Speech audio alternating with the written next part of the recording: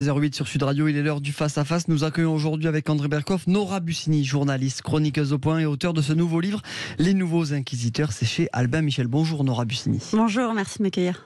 Alors, Nora Bussini, je vais vous dire, Nora Bussini, elle a fait ce que Claude Lévi-Strauss a chez les Norméquara quand il a écrit Triste Tropique. Je vous assure, je ne vous accable pas sous les compliments, mais c'est très intéressant parce qu'elle a fait trois choses que j'ai pratiqué en mon temps, c'est ce qu'on appelle le mensonge qui dit la vérité. C'est-à-dire que, vous savez, quand on est journaliste, il y a plusieurs manières de le faire. Il y a les enquêtes, il y a l'éditorial, mais il y a quelque chose d'important. Si vous voulez savoir comment les gens réagissent, il faut se mettre, pas arriver avec son étiquette, je suis journaliste, parce que ils vous diront pas la moitié du quart du cinquième de ce qu'il va, mais vous vous mettez en immersion. En immersion, ça veut dire que vous déguisez en quelque sorte et vous participez. Moi, je l'ai fait pour acheter la ville de Bordeaux. Il y a eu des choses formidables qui ont été faites de ce point de vue dans l'histoire du journalisme. Et Nora Bussini, vous êtes immergé, comme on dit, dans l'univers des woke, de la correctitude, de la cancel culture. Et moi, je suis fasciné parce que vous avez fait un livre d'ailleurs très amusant. En plus ponctué par la psychiatrie, il fallait de temps en temps voir Monsieur Rabinovitch pour me dire comment je me sens, est-ce que je me sens bien, est-ce que je continue pas.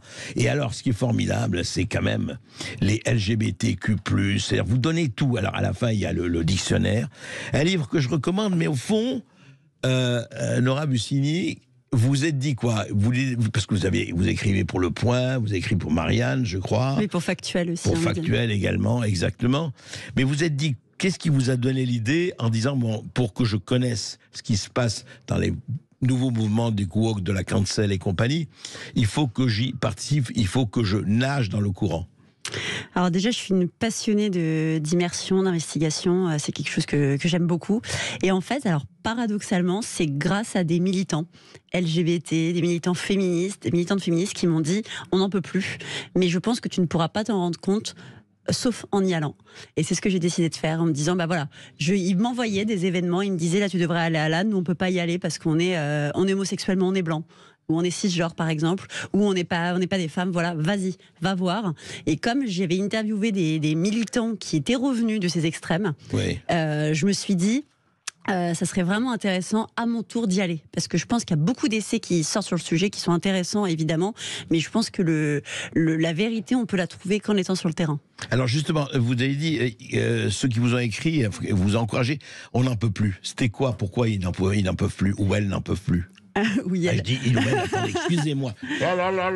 J'ai prononcé il ou elle. Non, il n'y a plus d'hommes et de femmes, il y a des humains. Attention, excusez-moi.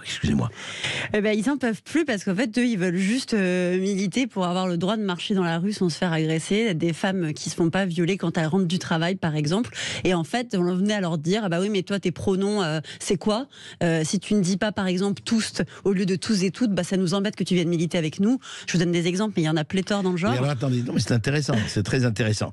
Alors, tous, ça veut dire quoi? Parce qu'on ne veut pas dire tous et toutes, on dit tous. Voilà, exactement. C'est ça. On dit celle-eux aussi, pour pas dire celles et ceux. Ça, c'est passionnant.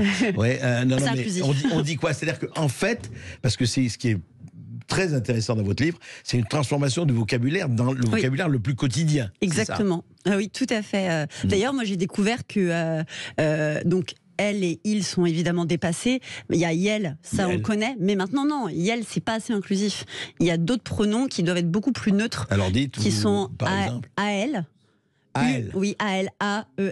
Oui. Il y a Ul aussi. Ul. J'ai rencontré une personne qui s'appelle Pensée, qui était donc, désolé de le dire, un homme, et qui me disait... Un homme qui s'appelle Pensée, mais c'est formidable. Et qui oui, je vous dis, ça va être extrêmement instructif, cette émission. Oui. Et qui me disait que ses pronoms de mémoire, c'était AL, parce que Yel est trop binaire, finalement, vu que c'est il et elle. Ah, oui. Voilà. C'est trop, je dirais, pas assez inclusif, quoi. Exactement. Bah oui, bien sûr, oui.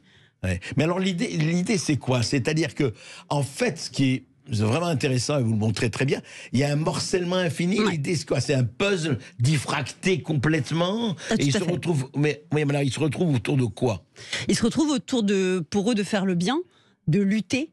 de lutter contre les discriminations, mais finalement, c'est ce qui apparaît dans ce militantisme, cet extrême du progressisme, c'est un morcellement des luttes. Parce que sous prétexte de dire qu'on veut absolument inclure tout le monde, moi j'en suis venue à trier des gens selon leur couleur de peau pour respecter l'inclusivité.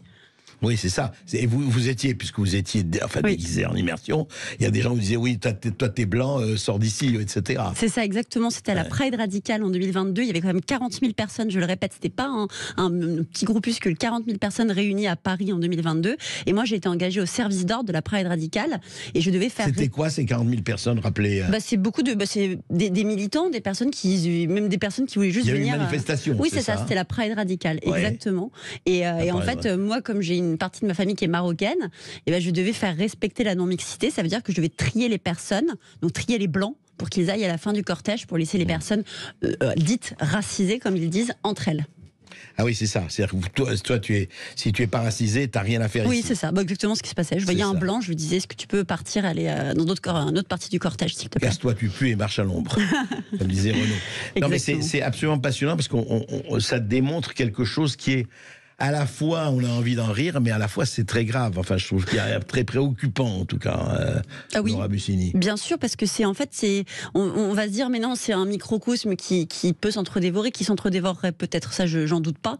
Toutefois, c'est juste aussi diffus. Parce que, par exemple, je suis retournée à la fac, je suis allée à Saint-Denis, à Paris 8, et j'ai assisté quand même dans une salle de TD à la fac, qui était allouée sur ce créneau-là pour des militants, à une salle interdite aux hommes cisgenres. Ça veut dire qu'on n'avait pas le droit d'entrer dans cette réunion dans la fac si vous étiez, par exemple, vous, un homme cisgenre. Alors, un homme cisgenre, moi, j'ai aucun... Oui, voilà, non, mais vous, c'est physique. Très intéressant, c'est très intéressant. On retrouve là...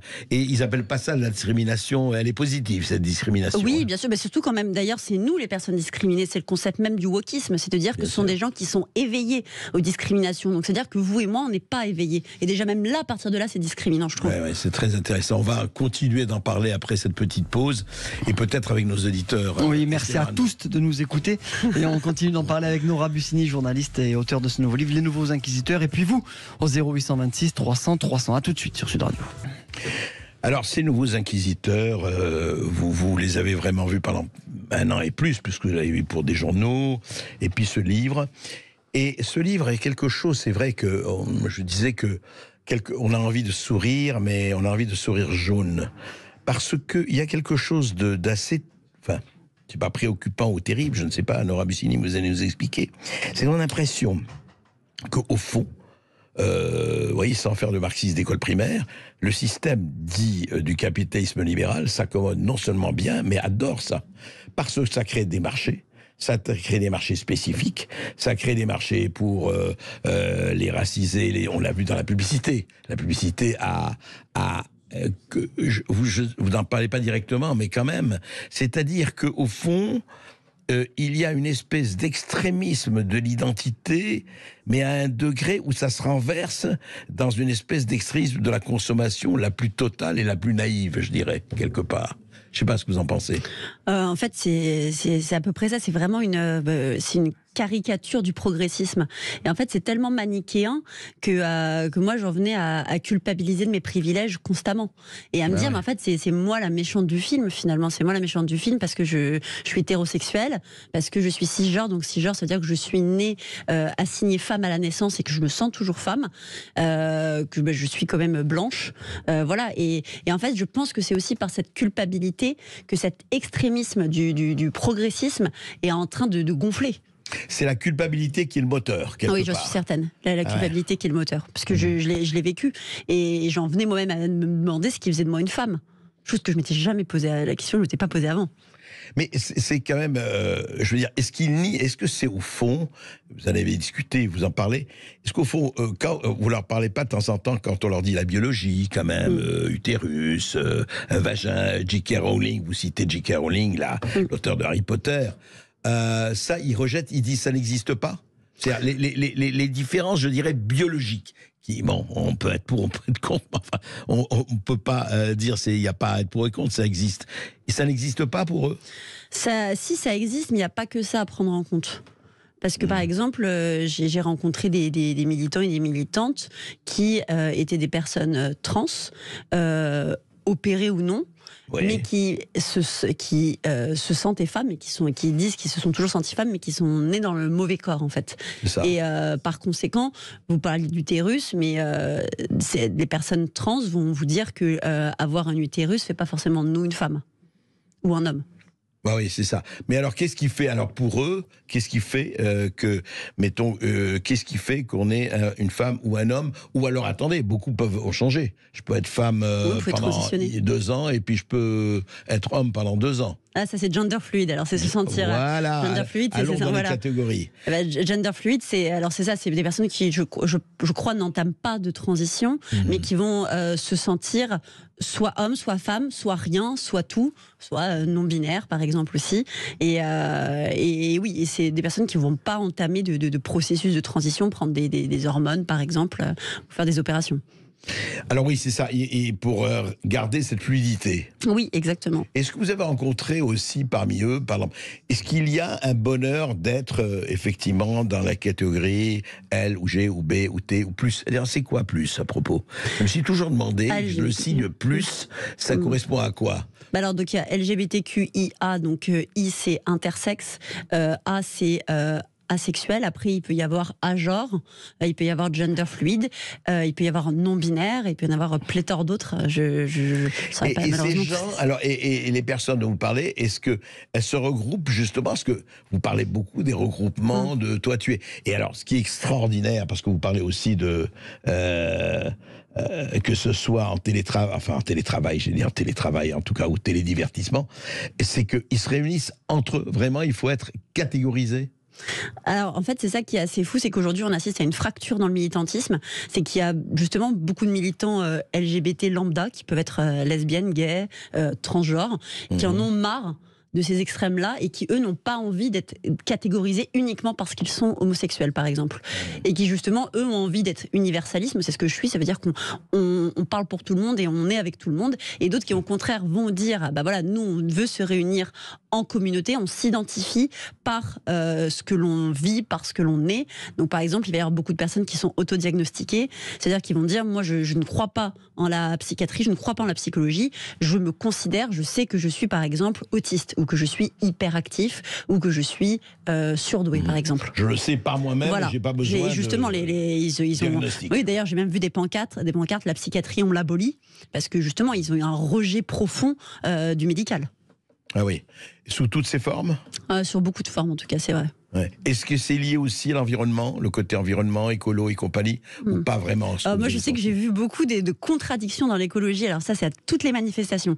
J'avais des personnes qui passaient leur temps à me dire qu'ils sont écolo, véganes, mais qui fument et qui jettent leur clope par terre, qui, quand ils ont préparé plein de stickers, de pancartes et tout, déjà les pancartes, c'est derrière des cartons Amazon, donc on se dit contradiction une de plus. Une dernière, j'avais vu, c'est beaucoup de stickers, ils balancent les papiers par terre. Et le pire, c'était à Dijon, après une manif. Quand je rentrais le soir de la manif, ils avaient tout saccagé dans les rues, il y avait des tags partout, et ben j'ai vu des personnes qui nettoyaient la ville le soir, et c'était des personnes dites racisées, comme ils disent, et c'est là où je me suis dit, on est au summum du paradoxe, en fait. Oui, c'est ça. Après, on laisse les racisés, les bons travailleurs immigrés, venir nettoyer, quoi. Exactement, et sans scrupule, mais par contre, de l'autre côté, on va dire, ah bah bien sûr qu'on les défend et qu'on les soutient. Oui, mais alors, est-ce que c'est pas, quand même, Nora Bussini, au bout du compte et at the end of the day, comme disent les Américains, est-ce que c'est une gigantesque hypocrisie quelque part? Ou est-ce que c'est, je dirais pas, moi, on va pas parler de décadence de l'Occident, tout ça, mais on a l'impression vraiment je dirais de quelque part, vraiment en lisant, de poulets à qui on a coupé le cou et qui continuent à aller et à bagnoder. Je ne dis pas tous, je ne vais pas généraliser, mais on a vraiment cette impression d'éparpillement façon puzzle, comme disait l'autre. Et c'est quoi? Et on se demande. Alors vous en parlez très bien parce que vous-même vous êtes comment dirais, non seulement immergé, mais vous êtes senti concerné, quoi. Oui, je me suis sentie concernée, je me suis sentie... donc voilà, comme je disais tout à l'heure, je me demandais ce qui faisait de moi une femme, je me disais que c'était moi qui étais peut-être méchante, qui avait rien compris aux luttes, et qu'est-ce qu'on ne doit pas passer par un extrême pour pouvoir faire avancer les choses. C'était la question que je me suis posée tout le long. Et là où j'ai été frottée à cet extrême, c'est en voyant les mouvements antifa, donc antifascistes, qui sont vraiment intrinsèquement liés à ces militants et progressistes extrémistes, et qui en fait vont les soutenir, et qui sont là, eux finalement, je le voyais parce que j'ai été avec eux dans plusieurs manifs. À Dijon, il y avait une manifestation qui était interdite aux hommes cisgenres hétérosexuels. Mais je vois débarquer une flopée d'antifa qui, sincèrement, étaient des hommes. Là, ça se voyait, je veux dire. Eh bien, quand j'arrivais, je vais voir les organisateurs, je leur dis, mais là, vous voyez bien qu'il y a des militants hommes qui sont là, qu'est-ce qu'on fait? Et du coup, ils étaient embêtés, parce qu'en plus, ils avaient l'air assez impressionnant, et c'était, bah oui, mais on peut pas présumer de leur genre, on va pas leur empêcher de partir, ça pourrait être violent pour eux. Et je me suis dit, mais en fait, c'est qu'on va les laisser, eux, s'installer dans ces luttes-là, et c'est eux qui sont là juste concrètement pour pouvoir tout péter majoritairement, détruire du flic. Et c'est ce qui était le cas à la Pride radicale. Oui, il y avait une haine des forces de l'ordre qui était même criée et scandée dans les rues. Bien sûr. Et c'est intéressant, c'est paradoxe incroyable. Oui. Et cette hypocrisie ambiante quand même, parce que quelque part, on s'en parle juste après une petite pause. Ouais, on continue de parler de ce livre, Les Nouveaux Inquisiteurs, avec Nora Bussini, et puis avec vous aussi, au 0826 300 300, si vous avez une question à notre invité du jour, 0826 300 300. À tout de suite. Nora Bussini, alors, qui est cette population? Quand je dis cette population, évidemment, ils vont me dire comment, vous mélangez tout le monde. Non, mais grosso modo, statut social, est-ce que c'est quand même des fils de la petite bourgeoisie, la bourgeoisie? Est-ce que fils et filles, hein, encore une fois, fils et filles, excusez-moi, je prononce des paroles qu'il ne faut pas prononcer, yel, voilà, ou Hul, j'adore Hul, c'est très joli. Quelquefois, ça mérite des coups de pied au Hul, mais on n'en parlera pas. Non, simplement... ce sont des gens de quelle génération Alors, on retrouve quand même des jeunes de la génération Z, même s'ils sont beaucoup de la génération Z, on a ras-le-bol de ces extrémismes. Ça, je le vois monter. Mais ça peut monter jusqu'à 35 ans à peu près. 35, voire maximum 40 ans. Ce sont des personnes qui ont plutôt qui ont des parents qui peuvent être quand même... plutôt aisés, mais pas forcément trop.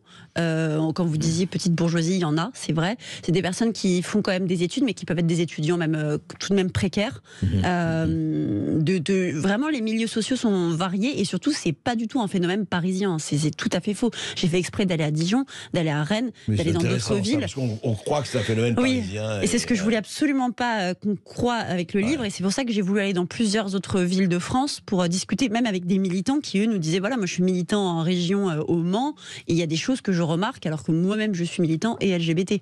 Et je voulais montrer que ça ne touchait pas un phénomène parisien. Oui, parisien, oui, absolument.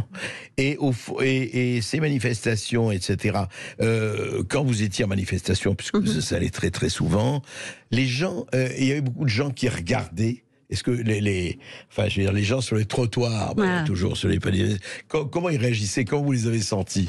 Alors à Dijon, je sais qu'ils en avaient marre, parce que vraiment c'était un joyeux bazar. En fait, ce jour-là, le ministre de l'Intérieur, Monsieur Gérald Darmanin, était présent à Dijon. Et alors c'était l'halali pour ces militants et militantes, parce que pour eux c'était le summum de l'affront. Donc en fait, ils ne passaient leur temps qu'à scander des chants anti Gérald Darmanin, mais très très violents. Et donc du coup, leur but c'était vraiment de tout taguer et de se faire le maximum remarquer. Et les Dijonnais en avaient marre. A contrario, à Paris, par exemple, il y avait beaucoup de spectateurs qui regardaient de manière attendrie. Et d'ailleurs, j'ai une de mes amies, Leïla, qui a été témoin d'une scène où il y a eu un militant qui a insulté très copieusement une petite vieille dame qui regardait la scène en lui disant que c'était qu'une sale vieille blanche de merde. Carrément. Oui, pardonnez-moi des termes, mais voilà. Non, et elle l'a dit devant. Et alors, Leïla n'était pas seule, ils sont plusieurs parce qu'elle était accompagnée, qui ont entendu cette insulte. Et que cette vieille dame a regardé gentiment, elle trouvait ça plutôt sympa. Il y avait de la musique, des gens qui dansaient, rien de plus dur que ça. Bien sûr. Non, mais c'est ça, c'est cette espèce d'extrémisme verbal qui cache effectivement, je ne sais pas ce que ça cache, mais c'est assez dingue parce que il y a beaucoup de slogans d'ailleurs intéressants. Oui. Hein. Il y a des inventions. Ouais, puis il y a des choses vraiment originales. Là, je peux pas le dire. Il y a des choses marrantes. Dites-le. Non, mais je peux pas leur dire je peux pas leur reprocher de pas être originaux parce qu'ils sont assez créatifs quand même. C'est vrai. Les pancartes sont jolies, sont colorées, les messages sont forts, sont repris. Je reprendrai pas, je laisserai les gens le découvrir dans mon livre sur Monsieur le ministre de l'Intérieur, mais ils étaient assez créatifs à son sujet en tout cas. Oui, c'est vrai. En général, Darmanin provoque des réactions très créatives. Ah oui, j'étais assez impressionnée. Et dites-moi, au bout du voyage, parce que vous finissez avec votre psychiatre, avec Rabinovitch, et vous dites bon, peut-être qu'on va passer à autre chose, vous dit-il, et vous dites bon, on verra si vous allez passer. Et vous allez passer à autre chose?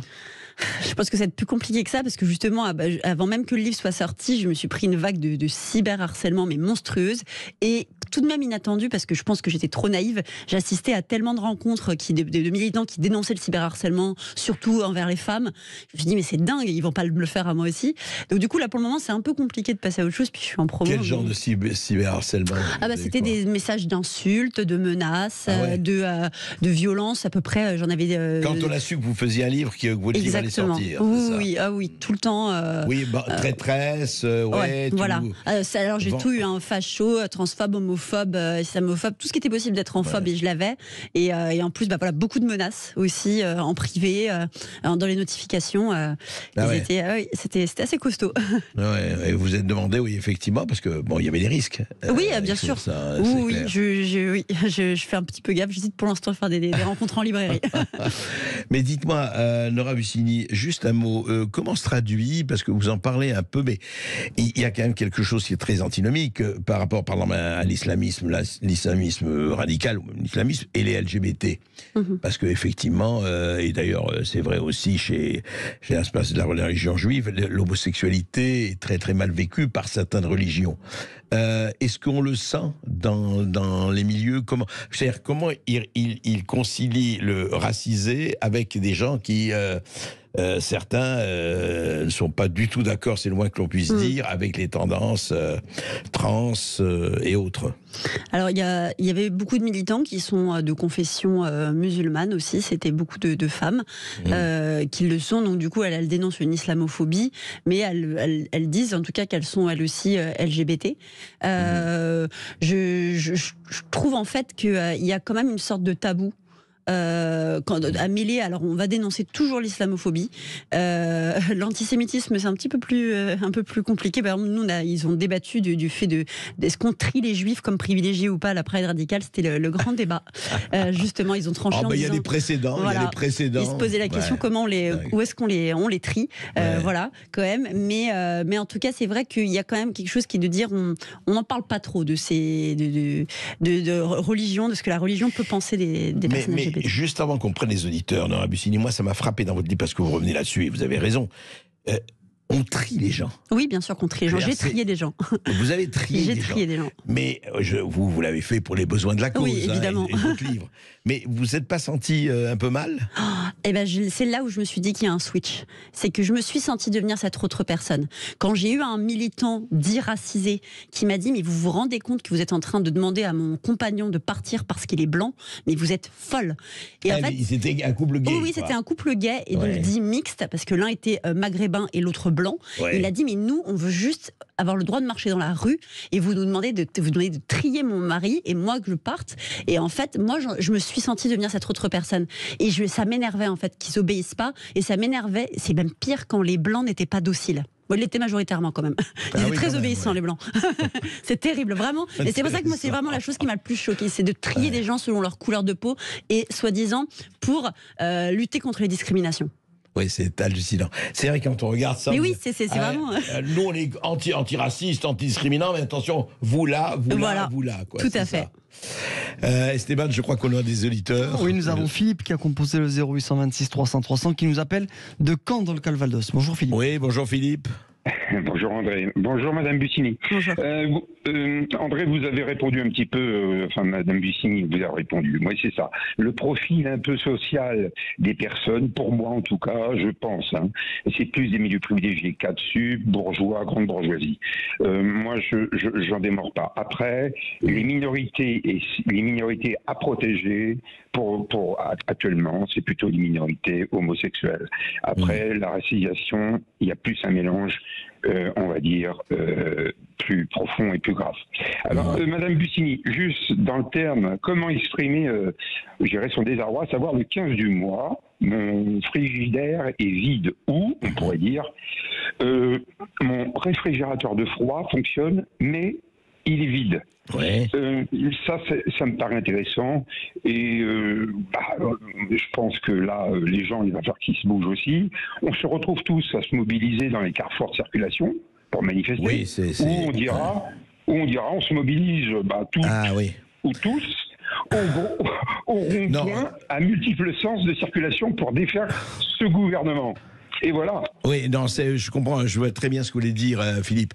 En fait, je veux dire, il y a deux sujets là-dedans. Effectivement, il y a le problème économique, et les problèmes économiques, on les connaît, et beaucoup de Français, de plus en plus, les connaissent. Le problème est de savoir si, quand ils iront manifester, est-ce qu'ils vont manifester en couloir ou ensemble. Et là, c'est un... Et c'est l'universalisme, pour moi, la réponse, justement. Et c'est parce que, voilà, dire qu'une personne blanc, un homme blanc, cisgenre, hétérosexuel est privilégié de fait, c'est problématique, parce qu'on parlait tout à l'heure en coulisses des agriculteurs, par exemple en Bretagne, il y en a beaucoup qui financièrement ont du mal à tenir, qui en viennent même à se suicider, mais qui, sur la grille de lecture de ces militants extrémistes, sont privilégiés parce que blancs. Ouais, c'est ça qui est quand même, et qui ne voit pas ça, est quand même extrêmement préoccupant. Merci Philippe. Je crois que nous avons qui Nous avons Joséphine. Nous avons Joséphine qui nous appelle de Suisse, puisque vous savez, vous pouvez nous regarder sur le YouTube ou sur le Facebook. Bien sûr. Joséphine qui nous appelle de Genève. Bonjour Joséphine. Bonjour Joséphine. Bonjour Monsieur Berkoff, bonjour Nora Bussini.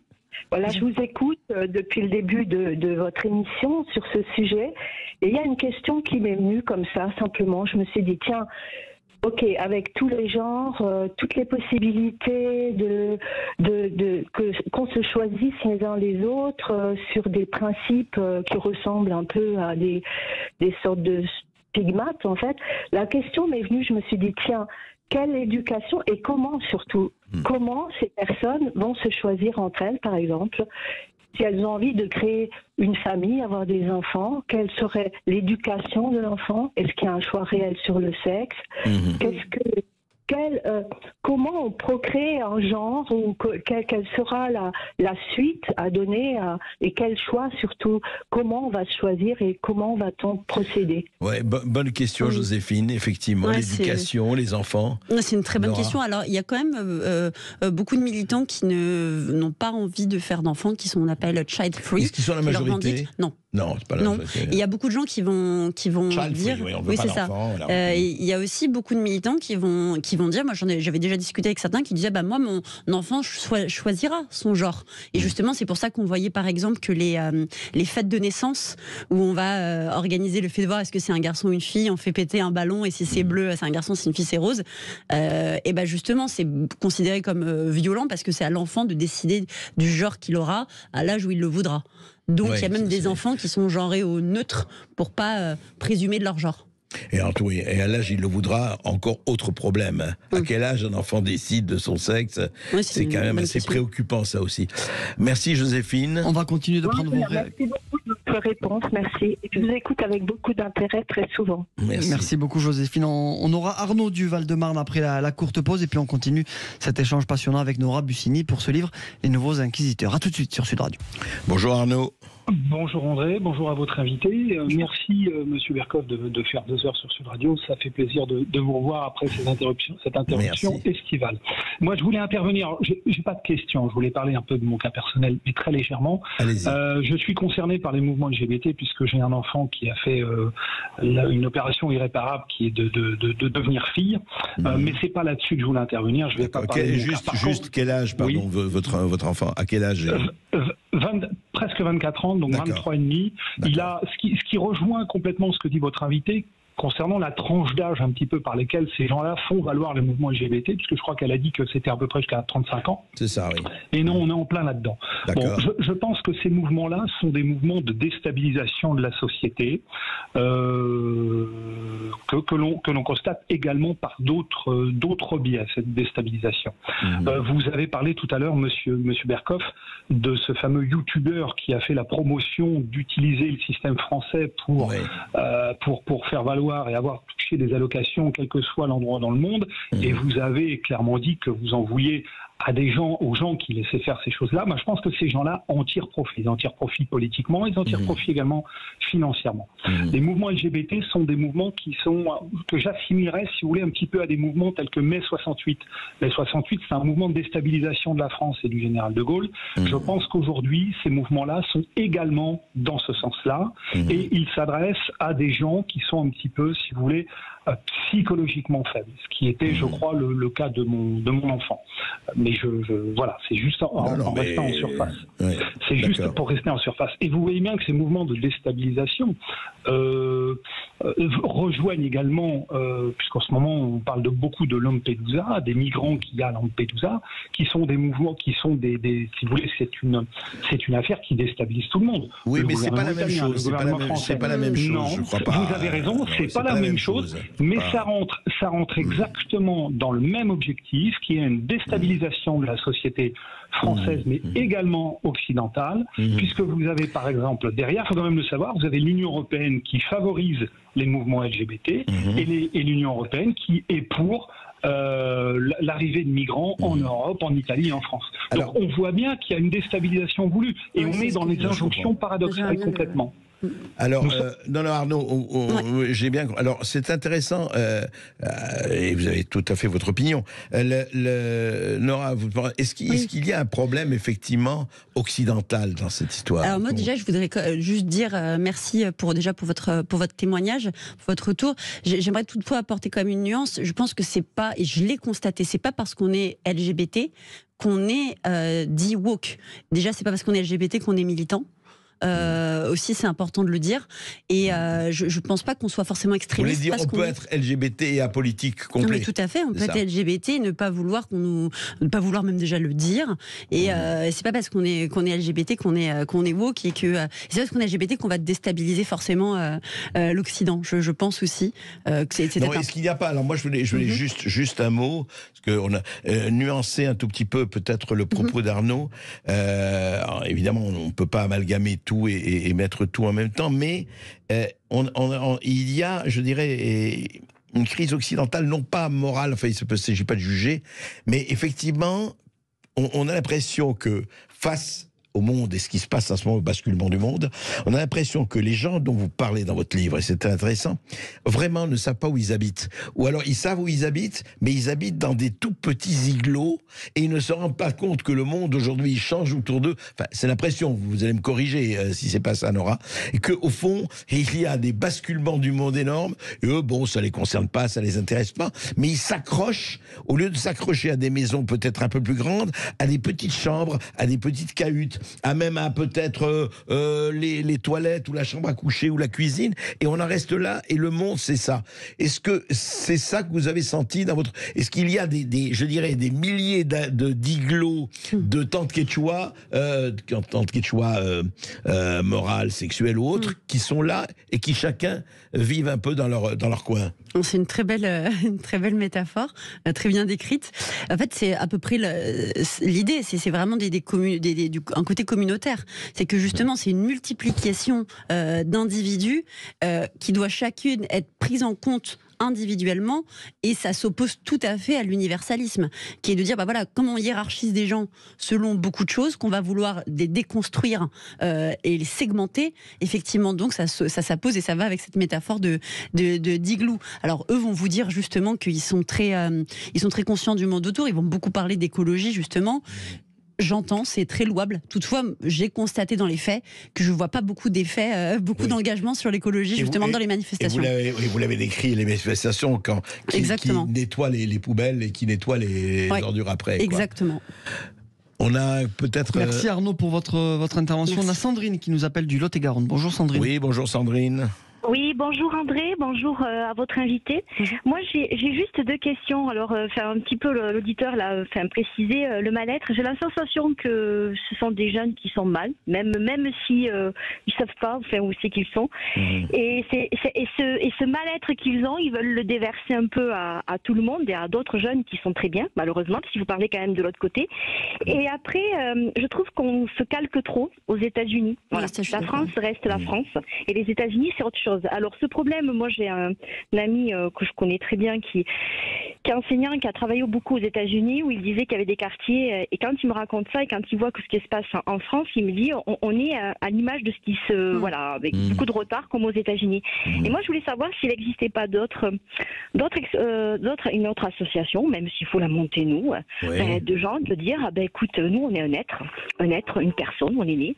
Alors moi je suis blanche, noire, jaune, peu importe. Et à un moment donné, les publicitaires ou les médias font comprendre qu'à un moment donné, on est plus fort que ce conflit ou cette minorité de gens qui, quelque part, polluent en fait la société, ou essayent de polluer, ou de polluer leur message. Voilà. D'accord. C'est très, très intéressant. Je suis tout à fait d'accord avec vous sur le parallèle avec les États-Unis.